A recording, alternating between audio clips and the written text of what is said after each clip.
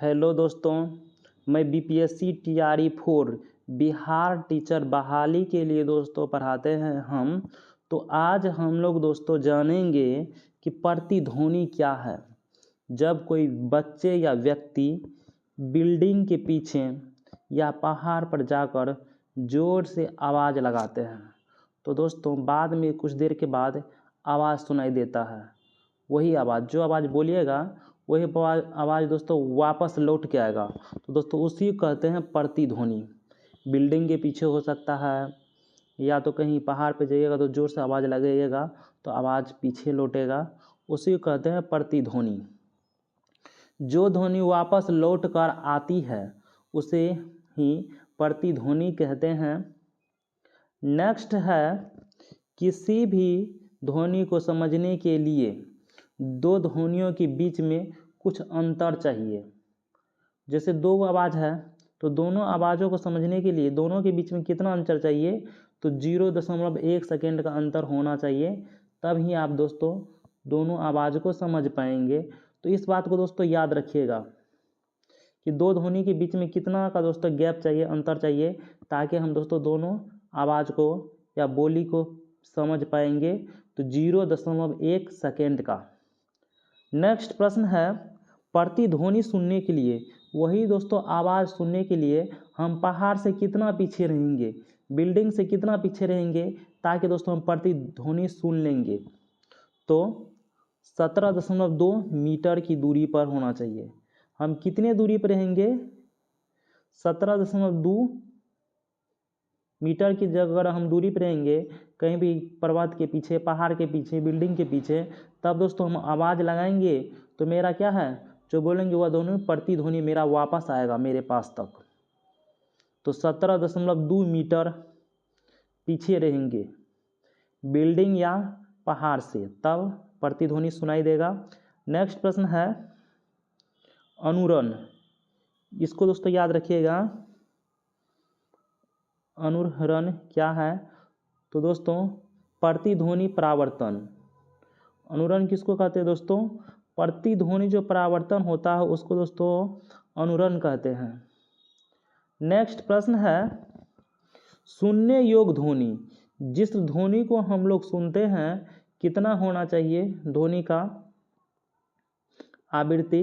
तो दोस्तों जिस ध्वनि को हम लोग सुनते हैं वह 20 हर्ट्ज से 20,000 हर्ट्ज तक होना चाहिए। ये दोस्तों बीपीएससी में पूछा हुआ प्रश्न है।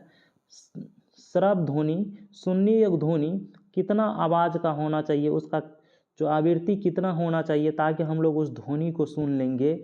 तो 20,000 हर्ट्ज से 20 हर्ट्ज से 20,000 हर्ट्ज तक। तो इनको दोस्तों आप लोग याद रखिएगा, इतना के बीच रहेगा ध्वनि तब हम सुन पाएंगे। अगर 20 Hz से अगर नीचे ध्वनि होगा तो हम लोग सुन ही नहीं पाएंगे। जैसे लोग अगर कानाफूसी करते हैं तो धीरे धीरे बोलता है, उसका कंपन बहुत कम होता है तो हम लोग नहीं सुन पाते हैं। तो दोस्तों ध्वनि सुनने के लिए इतना शर्त चाहिए, 20 हर्ट्ज से 20,000 हर्ट्ज तक इसका आवृत्ति ध्वनि का होना चाहिए, तभी हम सुन पाएंगे, अन्यथा हम लोग नहीं सुन पाएंगे। तो समझ गए होंगे। नेक्स्ट प्रश्न पढ़ते हैं, 5 वर्ष के बच्चे तथा कुछ जंतु कुत्ता 20,000 हर्ट्ज से अधिक की आवाज़ सुन सकता है। तो इस बात को याद रखिएगा, कुत्ता जो है दोस्तों हमसे अधिक आवाज़ सुन सकते हैं, या इससे कम वाला भी आवाज़ दोस्तों कुत्ता सुन लेता है, अधिक आवाज़ भी। नेक्स्ट प्रश्न है, गैंडा जैसे कुछ जानवर 5 हर्ट्ज से कम की ध्वनि सुन लेता है। गैंडा जिसको कहते हैं, इसको याद रखिएगा, जब तक 20 हर्ट्ज तक आवाज़ नहीं पहुंचेगा तब तक मानव नहीं सुन पाएंगे। और गैंडा जो है वो बहुत सूक्ष्म आवाज़ को सुन लेता है 5 हर्ट्ज तक। तो दोस्तों इसमें जितना भी प्रश्न है उसको आप दोस्तों रट लीजिएगा,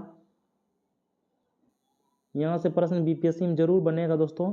1 प्रश्न, 2 प्रश्न, 3, यहाँ 4, 5 बहुत इंपॉर्टेंट दोस्तों इसमें प्रश्न था। आगे दोस्तों प्रश्न करते हैं। 20 हर्ट्ज से अधिक की ध्वनि, ध्वनि को क्या कहते हैं, पराध्वनि कहते हैं। इस बात को याद रखिएगा, जिस ध्वनि को हम लोग दोस्तों नहीं सुन पाते हैं उसको पराध्वनि कहते हैं, यानी कि हम लोग नहीं सुन पाएंगे। अगर 20,000 हर्ट्ज से अगर ज़्यादा ध्वनि का आवाज़ कहीं पे बजता है तो हम लोग वहाँ से खाली कर देते हैं। लेकिन डॉल्फिन, चमगादड़, पोर्पोइज, ये सब दोस्तों जो जंतु है ये सब दोस्तों सुन लेगा 20,000 हर्ट्ज से अधिक आवाज़ को। और दोस्तों ये पराध्वनि जो है, जिस ध्वनि को हम लोग दोस्तों नहीं सुन सकते हैं, इसका उपयोग किस में होता है, अल्ट्रासोनोग्राफी में इसका उपयोग किया जाता है पराध्वनि का। जिस ध्वनि को हम सुन नहीं पाएंगे, परा यानी कि हम लोगों से जो ध्वनि परे हैं, बड़े हैं, उस ध्वनि का उपयोग किस में होता है, अल्ट्रासोनोग्राफी में होता है। गुर्दे की छोटी पथरी तोड़ने के लिए होता है। मैं कहता किडनी स्टोन, किस विधि से तोड़े जाते हैं दोस्तों, यही विधि है पराध्वनि का उपयोग करके, जिस ध्वनि को हम लोग सुन नहीं सकते हैं। तो ये दोनों उपयोग को आप लोग दोस्तों रट लीजिएगा, बीपीएससी में पूछा जा सकता है। नेक्स्ट प्रश्न पढ़ते हैं। ऊर्जा का प्रमुख स्रोत क्या है, सूर्य है। हम लोग जानते हैं ऊर्जा का प्रमुख स्रोत सूर्य ही है। अगर सूर्य नहीं रहता तो इस धरती पर एक भी जीव जंतु कुछ भी नहीं रहता, पृथ्वी बर्फ से ढका हुआ होता। नेक्स्ट प्रश्न पढ़ते हैं। भोजन में क्या होता है दोस्तों, प्रोटीन होता है। प्रोटीन मानव शरीर में किससे मिलता है, दाल से मिलता है। सबसे अधिक प्रोटीन किसमें है, सोयाबीन के दाल में है अधिक प्रोटीन। इस बात को याद रखिएगा। अंडा में, मछली में, दूध में, ये सब में प्रोटीन है, वसा है, इसको याद रखिएगा। कार्बोहाइड्रेट किसमें है दोस्तों, अनाज में, धान में, गेहूं में, आलू में, जितना भी अनाज में है सब में कार्बोहाइड्रेट है। और जो ऊर्जा शरीर को देता है, क्या देता है दोस्तों, कार्बोहाइड्रेट शरीर को ऊर्जा प्रदान करते हैं। वसा जो है, जितना भी तेलहन चीज़ है, सरसों है, घी है, ये सब जितना दोस्तों तेलहन पदार्थ है सब में वसा है। और वसा दोस्तों ऊर्जा को स्टोर करके रखता है, फैट के रूप में, मोटापा के रूप में ऊर्जा को स्टोर करके रखता है। जब शरीर को ऊर्जा का आवश्यकता पड़ता है तो वसा अपना ऊर्जा देता है शरीर को, इस बात को याद रखिएगा। ये विटामिन है। विटामिन किससे प्राप्त होता है, फल फूल से। और विटामिन फल फूल से प्राप्त होते हैं दोस्तों। विटामिन के शरीर में क्या है, सूक्ष्म आवश्यकता है, विटामिन का दोस्तों शरीर में कम आवश्यकता है। तथा खनिज लवण प्राप्त होते हैं। नेक्स्ट प्रश्न पढ़ते हैं कि खरीफ फसल, जो फसल दोस्तों खड़ा रहता है वर्षा में भी, उसको दोस्तों खरीफ फसल कहते हैं। खरीफ फसल को कब बोइएगा, गर्मी के दिनों में, गर्मी के मौसम में खरीफ फसल को बोया जाता है। यानी कि जब गर्मी होगा तो क्या होगा दोस्तों, वर्षा होगा, इस बात को याद रखिएगा। गर्मी के मौसम में गर्मी होगा तो वर्षा होगा। तो वर्षा में कौन सा फसल करते हैं, तो पढ़ते हैं धान, मक्का, बाजरा, सोयाबीन, मूंगफली, कपास, मूंग, तिलहन, गन्ना, तंबाकू। दोस्तों गर्मी से जोड़ के पढ़िएगा, गर्मी में ये सब फसल दोस्तों होता है। वर्षा में दोस्तों मूंग होता है, तिलहन होता है, मक्का होता है, धान होता है। वर्षा होगा, गर्मी होगा। गर्मी का सीजन कब से कब है, जून में अधिक वर्षा होता है। 21 जून को पृथ्वी, जो भी लोग दोस्तों इधर है भारत में, उसका सामने सूर्य आ जाते हैं। मानव शरीर के मस्तक के सीधा सीधी, दिमाग के सीधा सीधी कब सूर्य आ जाते हैं, तो 21 जून को सबसे अधिक गर्मी पड़ता है बिहार में। कर्क रेखा के लाइन पर सूर्य आ जाते हैं। तो नेक्स्ट प्रश्न पढ़ते हैं।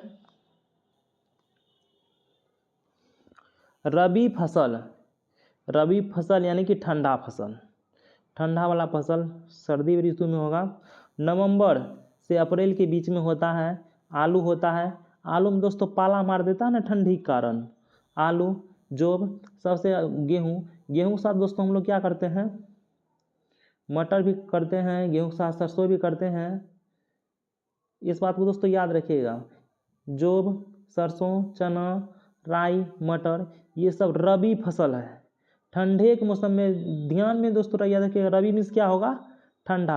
आप मान लीजिए एक लड़का है, उसको रबी नाम उसका ठंडा अधिक लगता है, तो रबी में गेहूँ होता है, गेहूँ में सरसों का प्रयोग करते हैं, गेहूँ में क्या सब देते हैं। वैसे दोस्तों आप समझ जाइएगा कि हाँ ये सब फसल जो है रबी फसल के अंतर्गत आते हैं।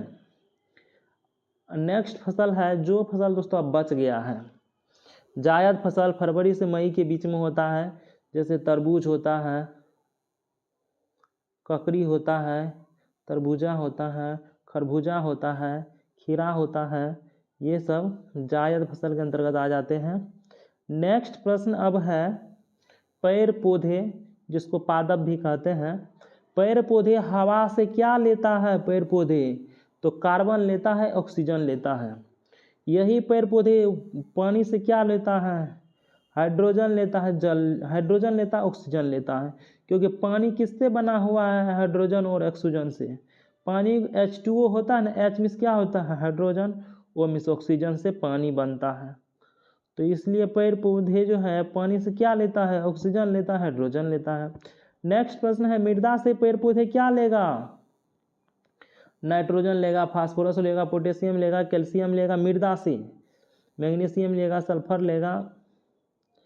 नेक्स्ट प्रश्न है सूक्ष्म पोषक के रूप में पेड़ पौधे को क्या चाहिए? तो आयरन चाहिए, मैग्नीज, बोरन चाहिए, जिंक, कॉपर, मोलिब्डेनम, क्लोरीन चाहिए सूक्ष्म तौर पर पेड़ पौधे के लिए। नेक्स्ट प्रश्न पढ़ते हैं खाद। खाद जो दोस्तों खाद खेत में उर्वरक शक्ति के रूप में बढ़े, खाद का उपयोग किस लिए करते हैं? खाद में कार्बनिक पदार्थ की मात्रा अधिक होती है, इस बात को आप लोग याद रखिएगा। यह मिट्टी को अल्प मात्रा में पोषक तत्व प्रदान करता है। खाद मिट्टी को अल्प मात्रा में पोषक तत्व प्रदान करते हैं। नेक्स्ट प्रश्न है उर्वरक, नाइट्रोजन, फास्फोरस, पोटेशियम, ये सब दोस्तों रासायनिक खाद है। उर्वरक रासायनिक खाद होते हैं, इस बात को याद रखिएगा। नेक्स्ट प्रश्न पढ़ते हैं दो या दो से अधिक फसलों को एक ही खेत में एक साथ करना अंतरा सरलीकरण कहलाता है। पूछा जाएगा बीपीएससी में। गेहूं के साथ क्या कर लेते हैं? सरसों का खेती कर लेते हैं। एक ही खेत में जब एक ही साथ में दो फसल किया जाता है, गेहूं के साथ में सरसों तो आप लोग जरूर देखे होंगे, उस ऐसे फसल को क्या बोलेंगे? अंतरा सरलीकरण फसल। नेक्स्ट प्रश्न पढ़ते हैं विभिन्न आनुवंशिक गुणों वाले पौधे को संकरण करना क्या कहलाता है? यानी कि मिलाना, उसको कहते हैं अंतरा किस्मीय। उसको क्या कहते हैं? अंतरा किस्मीय। मान लेते हैं दोस्तों ये धान है, ये दोस्तों क्या है दोस्तों? धान का पौधा है और इसका धान बहुत दूर दूर पर होता है, ठीक है। ये छोटा दोस्तों पौधा है, तो मान लीजिए दोस्तों धान नज़दीक नज़दीक होता है, ठीक है। और दोस्तों ये बड़ा पौधा है धान का, इसमें धान दोस्तों दूर दूर होता है। तो बड़ा पौधा है धान दूर दूर होगा, छोट पौधा है धान नज़दीक नज़दीक होगा। वैज्ञानिक लोग क्या करते हैं, ये धान का डीएनए निकाल के बड़ा वाला धान में डीएनए दे देता है, तो पेड़ भी दोस्तों पौधा भी धान का बड़ा बड़ा हो जाता है और इसमें शीश भी दोस्तों अधिक हो जाता है। तो उसी कहते हैं दोस्तों डीएनए जीन मिला दिया जाता है। एक जो दोस्तों छोटा पौधा इसमें धान अधिक होगा, तो ये छोटा पौधा का धान जीन बड़ा पौधा मिला जाएगा, यानी गाछ भी लंबा होगा, धान भी अधिक होगा। और ऐसे बीज को हाइब्रिड बीज बोलते हैं गाँव में। नेक्स्ट प्रश्न पढ़ते हैं एक ही जीन्स की दो विभिन्न स्पीसीजों कहलाता है, क्या कहलाते हैं? अंतरा स्पीसीज। पूछा जाएगा बीपीएससी में ये प्रश्न, इसलिए दोस्तों इनको याद कर लीजिएगा, अंतरा स्पीसीज। नेक्स्ट प्रश्न पढ़ते हैं विभिन्न जीनों में, विभिन्न जीनों को जब मिलाते हैं उसको क्या कहते हैं? अंतरावंशीय। यानी कि दो तीन को जीन को मिलाकर एक पौधा बनाएंगे, उसको क्या बोलेंगे? अंतरावंशीय। नेक्स्ट प्रश्न है, जीन बदलना क्या कहलाते हैं? डीएनए जो चेंज करते हैं, जीन बदल देते हैं, उसको कहते हैं आनुवांशिकी रूपांतरित करके जितना भी पेड़ पौधे का बीज है उनको हाइब्रिड बीज बनाया जाता है ताकि अधिक उपजाऊ हो सके। नेक्स्ट प्रश्न है, फलों को बचाते हैं। फल में दोस्तों कीड़े फतिंगे मकोड़े क्या का फल में छेद कर देते हैं, पिल्लू सब फल फूल जो होते हैं उसमें दोस्तों छेद कर देते हैं, मार्केट में उसका दाम अच्छा नहीं लगाते हैं, तो उस लोग वैसे फल को हम लोग किससे बचाते हैं ताकि कीड़ा फतिंगा कीटा जितना भी है उसमें छेद ना करे फल में, क्या करते हैं पिपीकनाशी मारते हैं, रसायन दवाई देते हैं, शशाकरनाशी देते हैं तथा कवक शासी द्वारा, यानी कि पेड़ पौधे में जो कीड़े मकोड़े फतिंगे लगते हैं उसको मार देते हैं कीड़े मकोड़े को, उसी को कहते हैं। ये सब दवाई का नाम है, दवाई का नाम याद रखिएगा। नेक्स्ट प्रश्न है, देसी गाय है, रेड सिंही देसी गाय है, साहिवाल देसी गाय है। अब दोस्तों वीडियो हो गया है ख़त्म। आप लाइक कीजिएगा, सब्सक्राइब कीजिएगा, शेयर कीजिएगा, सपोर्ट कीजिएगा।